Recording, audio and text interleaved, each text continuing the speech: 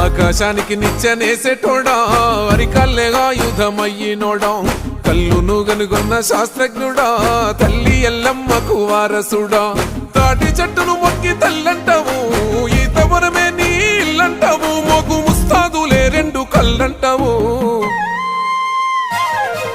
నీ వృత్తి కత్తి సామే గౌడన్న ప్రాణంతో సెలగాటమే ముంతేడు కళ్ళు కోసం ఎంతటి త్యాగాన్ని కొడిగడతావే